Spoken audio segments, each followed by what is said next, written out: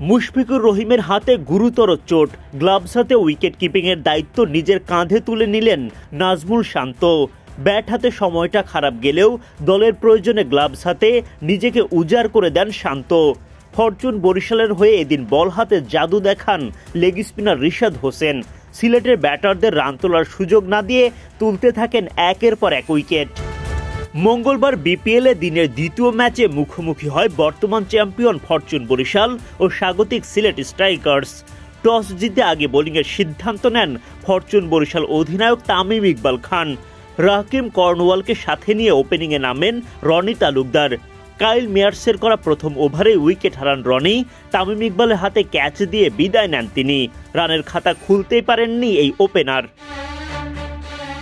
রনির বিদায়ের পর হাল ধরার চেষ্টা করেন কর্নওয়াল, বাউন্ডারিতে রান তোলার গতি বাড়ান। তবে শাহিন শাহ আফ্রিদির তোপের মুখে বেশিক্ষণ উইকেটে টিকতে পারেননি তিনি। মাহমুদুল্লাহ রিয়াদের দারুণ একটা ক্যাচ বিদায় কর্নওয়ালের। 12 বলে 4 বাউন্ডারিতে করেন 18 রান। জোড়া উইকেট হারানোর পর মারকুটে ব্যাটিং দেখান জর্জ মানজি। তাকে সঙ্গ দেন দেশি তারকা জাকির হাসান। তাদের জুটি 50 পার করার আগেই বিদায় ঘটে মানজির। জাহানদাদ খানের বলে নাইম হাসানের ক্যাচে বিদায় নেন তিনি। জাহানদাদের ওই ওভারে আবারও নাইমের ক্যাচ। অ্যারন জোন্স ডাকের শিকার হয়ে মাঠ ছাড়েন। 76 রানের মধ্যে এক হালি উইকেট হারায় সিলেট। এরপর লেগে রিশাদ হোসেনের আঘাত। রিশাদকে ছক্কা হাঁকাতে গিয়ে ফাহিম আশরাফের হাতে ধরা জাকির হাসান।